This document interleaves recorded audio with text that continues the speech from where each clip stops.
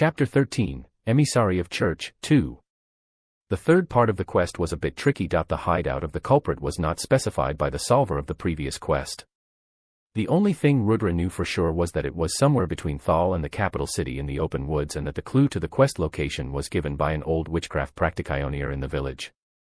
Rudra had to do this quest the proper way, as having incomplete knowledge was more dangerous than not having knowledge at all. If he wanted to do it, he needed to do it right. Hence he went to the old witch's hut in the village outskirts to talk to her about the quest. As he knocked on the door opened like a horror house in modern times, creaking and with a witch-like laugh. Ah-ha-hey-hee-hee-hee-hee. WTF. I definitely did not sign up for this. Actually, Rudra was scared of haunted houses. When he was little, he went to one with his father and ended up peeing his pants. It was embarrassing. Hence he had some psychological trauma entering the place. With quaky steps he entered in. "Hello, anybody home?" he said with an extremely shaky voice.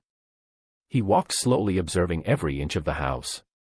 Praying, just purely praying. Please God, please don't let some creepy thing pop out of nowhere, please.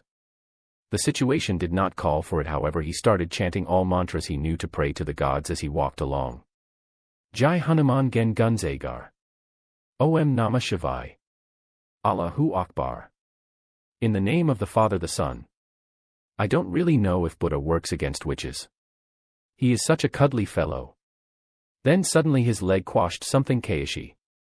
As he lifted his leg slowly, he saw that he accidentally stepped on a Aghai. Gross, screw the quest out.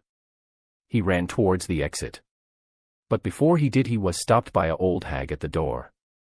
Welcome to my humble abode, adventurer. The witch had appeared. Yep, the old hag was everything you think when you think evil witch. A tall pointy hat, check. Old wrinkly face, check. Baggy black robes, check.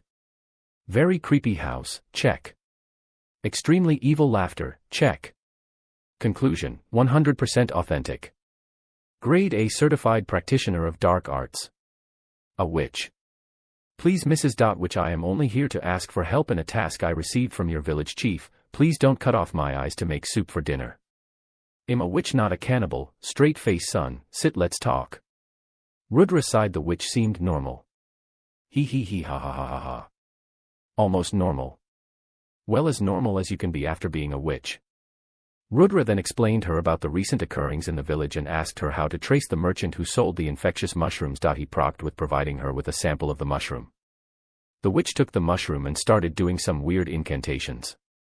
The mana intensity in the room increased by a drastic amount, and even a knight like Rudra could feel its presence. The witch's eyes rolled back into her head. Undertaker moves, thought Rudra as he waited patiently for her to do her stuff. Apparently she was using her skills to do some kind of relevation magic. About 2 minutes later her eyes popped back and she looked at Rudra. 30 minutes out from Thal village towards the capital there will be a white oak tree. Leave the road there and proceed for 10 minutes till you see a cave. The perpetrator is somehow related to that place. Rudra bowed and thanked her for her help. If not for being so weird, she was a very useful ally to have. Anyhow, he had respect for her skills. Well, now I know the location. I know what I need to face once I'm there. Let's buy darkness dispel one time, use spell papers in advance. And also buy as many silver weapons as possible. What lied in the cave was part of the main quest storyline of the game. A organization lurking in the darkness. One of their factions, the Dark Werewolves, can only be hurt by light spells and silver weapons. Ordinary weapons cannot even scratch them. This was why the one in his past life could not complete this part of the quest. The difficulty was out of this world. You basically had to be incredibly lucky in Posse's light-based attacks and silver weapons to clear the quest. And as you only had one try, the difficulty was SSS rated, meaning next to impossible. Rudra, with his reincarnation knowledge, was also only about 80% confident. He would prepare for all possible contingencies and only challenge it carefully. There was no second chance, hence he would pour his hard-earned gold to buy as many light spell mass destruction spell papers as possible. Even the most basic ones costed about 10 gold each. Hence he could only buy 2 to 3 at his current wealth.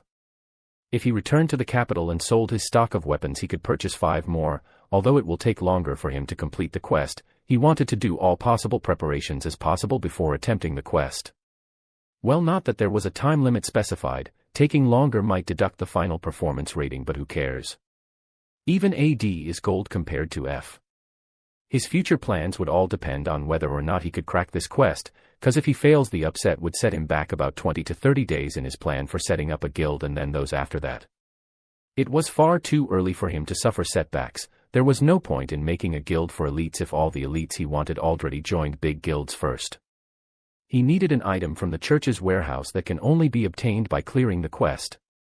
The quest rewards are too important for failure to be an option. Chapter 14, Back to Capital. Rudra left the village of Thal after settling things there. He rode back on his horseback to the Purple Haze City. The landscape of Purple Haze City had changed drastically since the last time he came here. Players could be seen everywhere and the shops were full of customers. The prices of the goods are way too high. I cannot believe anyone can purchase one without grinding for 2 days non-stop. A random stranger complained. I wish Shikuni added a map of the capital to his information pack. The streets are confusing. A random stranger B said. Hearing his name he was baffled for a second. Am I famous or what? Was his first thought. Well, no matter what, the time is ripe to do business. He went to the city administration office and booked a stall for sale today. He went onto the stall and hung a sign. Common and bronze armors available. Price fixed at 5 silver, and 9 silver respectively, barter option available against herbs and potions. He was soon visited by the first customer. A player-owned shop selling at half the market price. Are you trying to scam people? He asked. No sir, here is the equipment, feel free to inspect as you like, Rudra said with a smile. Rudra was cursing inside at the man. But outside he was only an amiable salesman.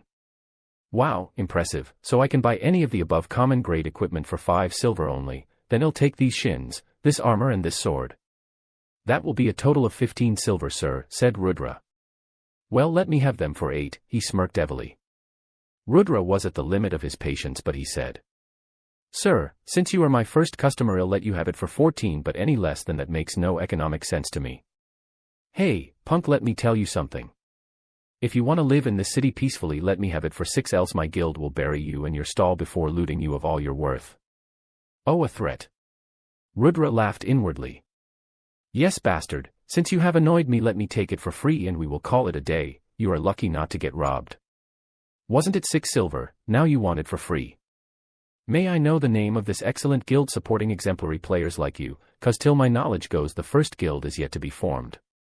Ha ha ha, yes it was 6 silver, but you wasted too much time, merchant. I am from the Great White Radiance Guild. Although we have no guild hall or official guild status, we play as a team, and if you mess with us, our members will make sure you will never be anything above level 0-inch. White Radiance, the guild he joined last time, the one true cause of his suffering, that White Radiance. He gritted his teeth and forced a rein over his emotions. Now was not the time to think as Rudra the bullied employee. It was time for a plot, a mastermind sinister plot by the greatest scheming mind of Shikuni. Soon a grin broke on Rudra's face. The plot was ready. He did not want to confront White Lotus so soon, but he would not let this golden chance slip by. Well, may I have the honor of meeting your guild leader, sir? I want to present the rest of my items to the guild as a tribute in exchange for providing protection. Ha ha ha ha ha, no wonder you are a merchant, you are so sly and smart. Our guild master is very busy, man. I will try to contact him and see if he has the time. He then went on to use the call feature between friends. Naturally, Rudra did not expect him to have the guild master's number. Even he as an elite of the guild did not. He needed to go via. Let's hope he shows his face. Soon the guy came back and asked Rudra to wait some time. The guild leader would personally come to accept his sacrifice. Rudra was smiling silly at this point. That guy had personally made his life hell in his last time. His name Nitin Advani, son of a multi-millionaire businessman. Having a huge sway in the city administration. The crimes he committed were. He worked Rudra off like a dog and never gave him the pay and respect he deserved. Even when he earned millions in profit for the guild, he wasn't even given a $200 bonus for his work. He disrespected Rudra various times during dungeon hunts, picking on mistakes he made as Rudra's. Even in front of his girlfriend he grilled him mercilessly. When his girlfriend dumped him, she had a one-night stand with this guy. who dumped her after that. What Rudra hated was not the fact that they spent a hot night but that he dumped her after using her once.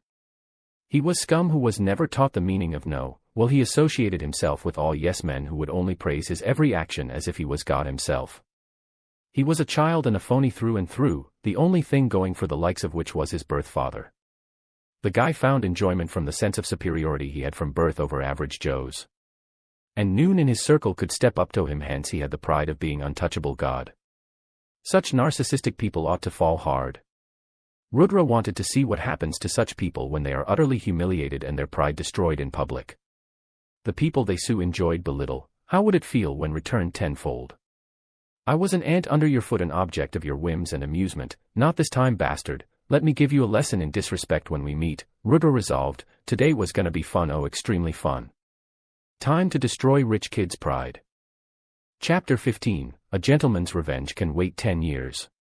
Rudra patiently waited 30 minutes for Nitin while doing some necessary arrangements for his plan to work spectacularly. With everything how he wanted it to be, all he needed was a crowd to witness his masterpiece, and boy oh boy did Nitin dig his own grave by making a grand entrance with 20 players walking in a triangle behind him, following him on the street. Naturally he brought a lot of attention onto himself. Well, that's how he rolled, in style, so naturally he got attention everywhere he went. Ha ha ha ha, exactly how I wanted it to be, smiled Rudra. He knew 12 of the 20 elites who tailed Nitin. These were the corporate bastards who had made his life hell, the supervisor taking credit for his work. The team captains who had absolutely no leading skills but had first priority over loot, and also the bastard who killed him. His so-called best friend who shoved him down the stairs. That bastard was deserving of a 100 deaths. Michael. When he saw all of them, his emotions started to surge within him, anger, hate, spite, he felt them all. Not yet, Rudra, he calmed himself, not yet. Nitin first talked to the guy who contacted him, the stranger who had tried intimidating Rudra into giving up his shop's items for free. Is he the seller with lots of bronze and common armors wanting to donate it to White Radiance in exchange for protection? Yes, Supreme Leader, he is the one. I found him. He added, wanting praise. Oomph, Nitin snorted. Bug, shut your mouth, the only reason he was intimidated was by boss's name, so don't you dare claim credit. One of Nitin's lackeys reprimanded the guy. I. He stuttered, clearly flabbergasted. Enough, said Nitin. He looked towards Rudra and said, I accept your tribute, your weapons collection is shabby but it will do for now. Kneel and present it to me and I will take you into White Radiance. The crowd was enjoying the show, many recording it to put on the internet later.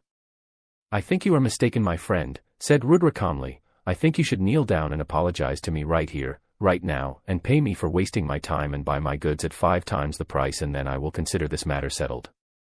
Everyone went silent for a while, the crowd, the NPCs, and even the entirety of Nitin's faction members.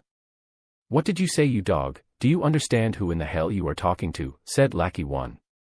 Do you want to be hunted back to level 0, you lunatic? 'Cause we will do it if you don't lick our boss's feet right now and beg for forgiveness. Yes. Yes, we will. Yes, now punk. Various lackey members seconded the opinion, but Rudra was just thinking, yes, more suckers insult me more. He said, who am I?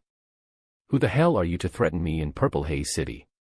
Then Michael the bastard said, seems like I need to beat some manners into you. He is the scion of Advani clan, Nitin Advani punk. He can buy 7 generations of your family using a single check.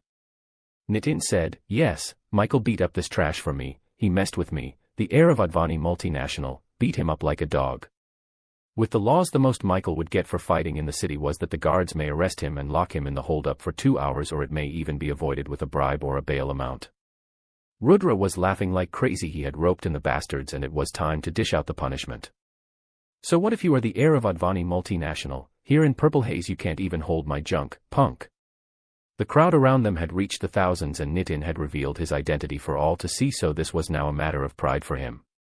Perfect stage. Rudra paused and said, guards, arrest this group for slandering a noble of Hazelgrove Kingdom in the open, arrest everyone, put them in jail, mark them as offenders, and especially put a long sentence on the one who threatened to beat me like a dog. Ha, what do you think, you are a big shot in this city? The guards would be on the beck and call of whom? A lackey said. Oh, we are all so scared of you. As Michael was saying that, the group's face started turning pale as a group of 30 guards in heavy armor marched towards them. The group all first saluted Rudra before turning towards them. "I, Captain Forrester, arrest the bunch of you under the offense of slandering a noble of Hazelgrove Kingdom, sentencing you to 14 days of jail." "What?" The guards rushed in and beat the pulp out of the low-level players. Many tried to run away but were caught in an instant. What the hell was happening? He was supposed to be a nobody. Just who the hell did we offend, thought the group. Nitin's face was pale. He looked around and saw hundreds of people around him recording him being dragged away like a dog by the guards. He even revealed himself as the heir of Advani clan. If this was posted on the forums or YouTube, he would become the laughing stock of the world. Ever since he was little, he was never faced with such humiliation, and hence thinking about what could be, he started wailing and crying like a baby, tears and snot running loose down his face. "Ha ha ha ha, the heir of the Advani clan is a joke. I hate bossy people like him." Someone spat on him as he was being dragged away. Yes, he was spat on. Hundreds of people were laughing at him. "You. I will kill you." He screamed at Rudra. "A crybaby like you will kill me. Ha ha ha ha, kid, go home and tell your mom to give you milk with Complan so you can grow up to be a man." Ha ha ha ha ha ha, yes, he is a crybaby. "Drink milk and go to sleep, kid. This isn't a game for kids like you. What a joke for Advani clan to have such a successor. I will pull out all stocks I have of the company. Such a company has no future." More humiliation had to be suffered by Nitin. 14 days in jail meant he and his guild would lag by an immense amount when compared to others. His dreams of dominating the virtual world were crumbling before even starting properly. Why? Why was this happening? Nitin could not understand it. Wasn't he born above these common bastards, who were only objects of his whims? Why did they start to mock and laugh at him then? How dare they? How dare they? "You dogs, I will kill you all. How dare you laugh at me? Forrester, that guy is a rabid dog and a threat to public security. I think you should put him in solitary confinement and extend his sentence," said Rudra. "As you command, my lord," said Forrester. And shit got more ugly for Nitin. As Nitin was barking, crying and wailing madly, Rudra threw him in a bone. "You know, I can spare you if you want, but I have a price." Silence, complete silence in the crowd. "Name it," said Nitin, hoping for a way out. "Well, I don't know if you can pay it though. I will take payment in gold, so." "Huh. I am the guild master of White Radiance Guild with 10k players under me. Of course we have gold. We have 230 gold in total," he said gloatingly. "Well then, pay me 230 gold for your release, and I will even give you these sets of armors for free," Rudra said, smiling. "Are you mad? It took our guild members 10 days since the start of the game to farm this kind of money, and it is all our wealth. How can we give it to you?" said Lackey 1. "If I give you the gold, will you release us?" asked Nitin. "If you give me the gold, I will release you," said Rudra. "How can I trust you? You may take the money and run away," asked Nitin. "I swear on the name of the goddess of light, Fiona, that I will release you once you pay me 230 gold. Rudra swore. Many did not know, but breaking a promise in the name of goddess of light will put you under a 90% debuff. Then you needed to do charity and community service for hours until you dispelled it. So this was a solid oath. Nitin nodded, then he paid Rudra the 230 gold. Rudra did indeed give him all the sets of armor. "Now, release us," Nitin said. "Release him," ordered Nitin. And he was indeed set free. "What about the rest of them?" asked Nitin. "You swore an oath, release them too." "I swore to release you, you dumbass. That means you and you alone. The rest will rot in jail," Rudra said coldly. "You swindler. How dare you make an enemy out of our guild?" "No." The corporate members of White Radiance Guild screamed as they were dragged to jail. "Well, your father being a businessman, you truly are an idiot, Nitin, aren't you? With the upper echelon of your guild gone and with zero funds left, how will you manage your members?" Rudra said in a very concerned tone that sounded extremely fake. "Careful who you mess with, CIAO," Rudra said menacingly.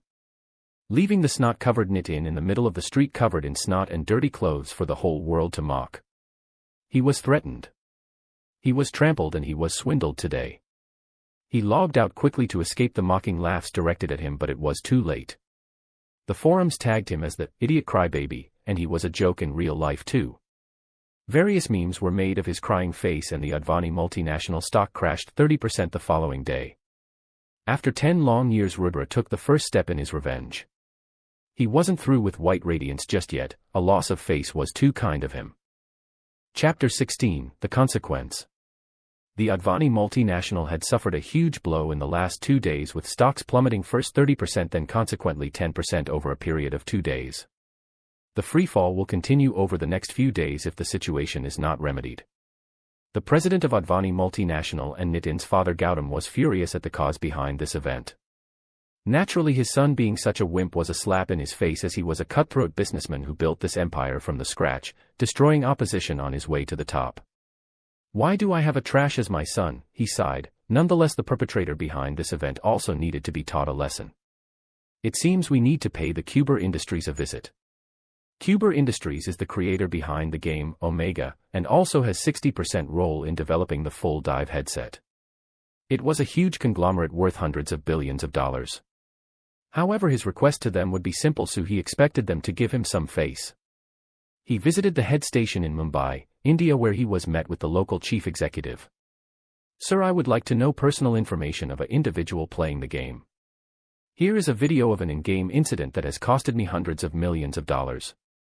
I would appreciate if your company could cooperate with me on this issue. I would be glad to donate some money for this amicable relationship to be smoother.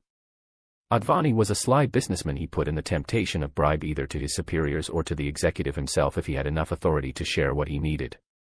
Humph. The official just snorted. I am not interested in your petty money, Mr. Advani. Our company will not divulge user information. Security, please escort this vile man out of my office. Mr. Advani was shocked. He called him a vile man. He never had to take such bullshit from anyone ever. What arrogance. He was ready to offer millions of dollars for a name. Yet they refused. Is money worthless to them? Does everyone not run by greed? Being an extremely greedy man himself, he found this extremely illogical. Yet then it clicked to him. That guy. With his extraordinary background in the game and seeing this official's reactions, he is bound to not be someone with a simple background. Seems like I cannot take revenge so openly. I need to think this through. Either that or the company is just not willing to divulge information. Anyway, I need to tread carefully and thoroughly scout him before deciding what to do. I need to hire a lot of PR and mercenaries for this task now. It will cost more than buying it directly, but what option do I have? The executive was not interested in money cause he was paid hundreds of millions, but Advani, not knowing this, thought the background of Rudra must be the reason why they did not divulge information. The game had an appearance-altering mechanism, although Rudra did not opt for it, but to a third party Noon could be sure whether or not it was his real face or not. Hence circumstantially fate bought Rudra time he needs badly to consolidate his position in real life. But Rudra, drunk on his revenge, has not realized this yet. He was set to complete Emissary of Church S Part 3, oblivious to disasters that may befall on him anytime. Back inside VR world, the road between Purple Haze City and Thal Village, the location of the quest. Well, I'm poor again, sighed Rudra as he trotted on his horse. He bought a lot of darkness dispel spells and throwables and sword made of pure silver, costing him 120 gold. If it was not for him sucking Nitin dry, this would be tough if he only sold his weapons. As he was nearing his quest location, he got a message from Pink Lotus. Sup, you free? Rudra replied almost instantly. Nope, in middle of a quest. Why? Nothing, there is this really good cafe in the capital city. The one you wrote about in your information post. Was wondering if you want to check it out with me. Rudra's heart skipped a beat reading this sentence. Why did it sound like she was asking him on a date? Could she be interested in him? No. She was the guild leader of one of the best damn guilds there are, and his father was a billionaire. No way could she like someone like him. It must be a friendly invitation. Yeah, sure. Tomorrow if it's fine by you, typed Rudra. Done, winky face. She replied. Rudra smiled. Even if it was just a friendly meet, he was exited. Focus, Rudra, focus. The quest is more important right now, he said to himself. As he reached an odd-looking stone structure, he got a notification. This is it, he thought. It was not going to be easy, but he was enough prepared. He rechecked his inventory and his equipment, then he drank a max health potion to increase his maximum health. Player name, Shakuni. Title, Viscount of Hazelgrove Kingdom, reputable knight, savior of Thal Village, revered medicine master. Class, knight. Subclass, none. LVL, 13. Tier, 0. Stats. AGI, 21 Vit, 16. Int, 16 STA, 16. PHY, 16 HP, 600/600 plus 150. Status, healthy. Equipment, common stone sword, leather boots, darkness armor, lich's ring, bronze shins, Viking helmet. Well, everything seems as fine as it could be. Time to start.